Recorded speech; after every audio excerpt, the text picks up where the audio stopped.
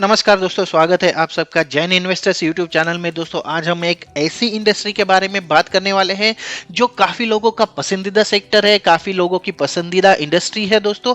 और इसने अब तक अपने शेयर होल्डर्स को काफ़ी अच्छा मुनाफा कमा के दिया है, लेकिन पिछले 2 महीनों में इस सेक्टर में काफ़ी गिरावट देखने को मिली है। लगभग 10 से 12% की ये गिरावट है। और काफ़ी बड़े बड़े शेयर्स है जो इसका पार्ट है, इस इंडस्ट्री का पार्ट है, इस सेक्टर का पार्ट है, लेकिन उसमें भी काफी ज्यादा गिरावट देखने को मिल रही है। तो लोगों को यह सोचने पर मजबूर कर दिया है कि आखिर क्या प्रॉब्लम है, ऐसी कौन सी चीजें हैं जो इस सेक्टर को अफेक्ट कर रही है और आखिर इसमें इतनी गिरावट क्यों देखने को मिल रही है।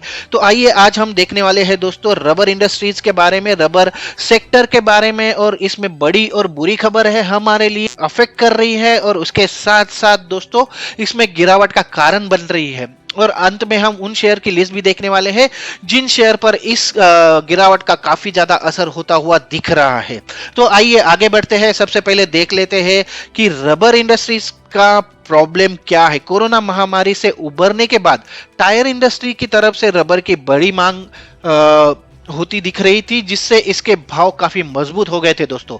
और इसके मजबूत भाव के चलते ये जो कंपनीज है या फिर ये जो कंपनीज है उनको काफी फायदा होता हुआ दिख रहा था और इसके शेयर्स के भाव काफी अच्छे रिकवरी दिखा रहे थे। टायर इंडस्ट्री RSS 4 वैरायटी का रबर इस्तेमाल करती है और इसके भाव अभी 137 रुपए 50 पैसे रुपए प्रति किलोग्राम है। यहाँ पर देश में पिछले साल की रबड़ की खपत अगर देखें दोस्तों तो वहां पर 13% का इजाफा हुआ था, जबकि इसका प्रोडक्शन जो है वो महज 8% बढ़ा था दोस्तों। इसके साथ साथ वित्त वर्ष 2021-22 में अगर देखें तो 12.38 लाख टन की रिकॉर्ड खपत हुई थी और इसके चलते इसकी कीमतों में काफी ज्यादा इजाफा होने की उम्मीद जताई जा रही थी। और इसे रबर इंडस्ट्रीज और इसके शेयर्स जो है, कंपनीज के शेयर्स है, उनको काफी ज्यादा फायदा होने की उम्मीद यहाँ पर लोग लगा रहे थे और उसके हिसाब से लोगों ने खरीदारी की थी।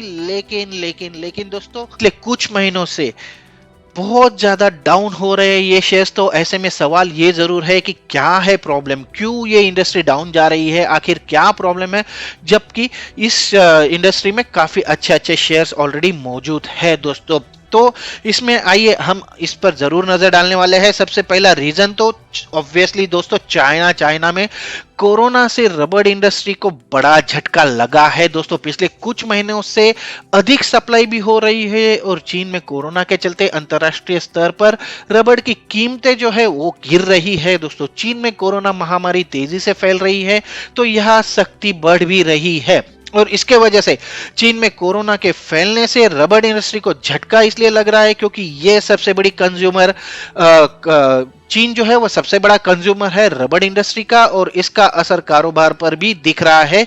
और नतीजतन रबर की मांग जो है वो घट रही है और इस सेक्टर पर काफी दबाव आ रहा है दोस्तों। एक बार फिर कमजोर मांग है, अधिक आवक है और इसके चलते भारतीय नेचुरल रबर की जो कीमतें हैं वो अपने 2 साल के निचले स्तर पर पहुंच चुकी है दोस्तों।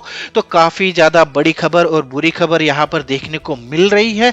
इसके साथ साथ अगर देखें तो 2 महीनों में, पिछले सिर्फ 2 महीनों में ये सारी इंडस्ट्री या ये पूरा सेक्टर लगभग 8 से 10% गिर चुका है। अगर इसके प्राइजेस देखें तो उसमें 8% की गिरावट आई है दोस्तों। रबर के भाव पर ना सिर्फ चीन में कोरोना महामारी के उफान से नेगेटिव असर पड़ा है दोस्तों, इसके अलावा विदेशी बाजारों में चुनौतीपूर्ण स्थितियां जो है उसके वजह से भी रबर के भाव नीचे आए हैं दोस्तों। इससे पहले टायर इंडस्ट्री ने अनुमान लगाया था कि चालू वित्त वर्ष की तीसरी तिमाही यानी अक्टूबर से दिसंबर में इस रबर की मांग काफी बढ़ेगी, लेकिन ऐसा नहीं हो पाया। गाड़ियों की बिक्री में काफी तेजी से उछाल आने की उम्मीद थी, वो भी नहीं हो रहा है और अब कोरोना के चलते भी कारोबार को झटका लग रहा है। तो इस इंडस्ट्री पर सारी ओर से, मतलब चारों ओर से खतरे के बादल या फिर परेशानियों के बादल मंडराते हुए देखे जा रहे हैं दोस्तों और इसका काफी बुरा असर इस सेक्टर पर पड़ रहा है। इसके साथ साथ ये तो हो गए थे 3 रीजन दोस्तों। उसके बाद रबर के उत्पादन पर मौसम की मार भी पड़ी है दोस्तों। देश में पिछले साल रबर की खपत में 13% का इजाफा हुआ था, जबकि उत्पादन में महज 8% अ, उत्पादन जो है वो महज 8% बढ़ा था दोस्तों। वित्त वर्ष 2021-22 में 12.38 टन का की रिकॉर्ड खपत हुई थी। तो ऐसे में अनुमान ये लगाया जा रहा था कि इस साल इसमें काफी इसके प्राइजेस में काफी बढ़ोतरी होगी और ये अपने सेक्टर को काफी मुनाफा दिलाएगा। लेकिन इस समय मांग कम है और सप्लाई अधिक है, लेकिन आगे उत्पादन भी प्रभावित होने का असर भी यहाँ पर देखा जा रहा है दोस्तों। रबर बोर्ड ने वित्त वर्ष 2023 में 8.5 लाख टन रबर के उत्पादन का अनुमान लगाया था, लेकिन अब उन्होंने इसको कम करके 8 लाख टन का अनुमान बना दिया है। तो इसमें लगभग आधे 0.5 लाख टन की कमी देखी जा रही है इसके उत्पादन में। तो ऐसे में ये जो हुआ है ये क्यों हुआ है, तो पिछले 2 महीने भारी बारिश के चलते इसका उत्पादन भी प्रभावित हुआ है दोस्तों। अगर देखें तो कौन से राज्य है जो इसका ज्यादा से ज्यादा उत्पादन करते हैं, तो भारत में अगर देखें तो सबसे अधिक रबड़ जो है वो केरल में उत्पादित होता है और इसके बाद त्रिपुरा में ये उत्पादित होता है। इसके अलावा दुनिया भर में सबसे बड़ी इंडस्ट्री अगर देखें या सबसे बड़ा प्रोड्यूसर अगर देखें तो थाईलैंड है, और वहां पर भी मौसम काफी खराब चल रहा है। उसकी वजह से रबड़ की जो फसल है उस पर काफी प्रभाव पड़ा है, वो काफी प्रभावित हुई है दोस्तों।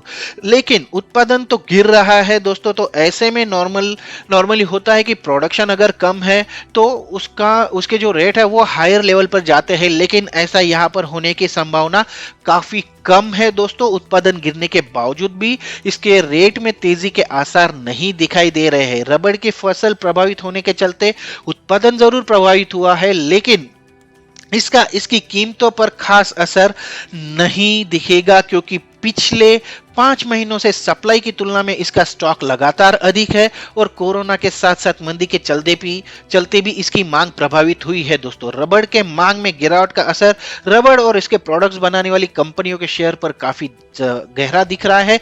एक महीने में अधिकतर शेयर जो है वो डाउन चल रहे हैं। एक महीने में 9% से भी ज्यादा की गिरावट यहाँ पर इस सेक्टर में देखी गई है। और इसमें काफी सारी कंपनीज है दोस्तों जो आपकी फेवरेट कंपनियों में से एक हो सकती है। और अगर देखें किन किन शेयरों पर इसका असर देखा जा रहा है तो इस पर भी हम अब नजर डाल लेंगे। सबसे पहले देखेंगे तो सबसे पहले आती है एप्कोटेक्स इंडस्ट्रीज, जिस पर सबसे ज्यादा इसका प्रभाव पड़ा है। इसके बाद सीएट टायर्स, उसके बाद tube investment of India, Apollo tyres, MRF, JK tyre, Somi conveyor beltings, Tina rubber and infrastructure जैसी कंपनियों पर इसका काफी ज्यादा असर होता हुआ दिख रहा है दोस्तों। तो ये सारे शेयर्स है, ये अगर आपके पोर्टफोलियो में शामिल है तो इन पर नजर जरूर रखिए दोस्तों, ये काफी डाउन चल रहे हैं। तो आज हमने एनालिसिस किया दोस्तों रबर इंडस्ट्रीज के शेयर्स का, और रबर इंडस्ट्रीज आखिर ये क्यों डाउन चल रही है तो इसके बारे में हमने जाना। आशा करता हूं कि ये वीडियो आपको पसंद आएगा और आपकी हेल्प करेगा आगे की स्ट्रेटेजी डिसाइड करने के लिए। तो आज के वीडियो में बस इतना ही दोस्तों, मिलते हैं अगले वीडियो में एक नए शेयर के साथ, एक नई जानकारी के साथ। तब तक के लिए नमस्कार।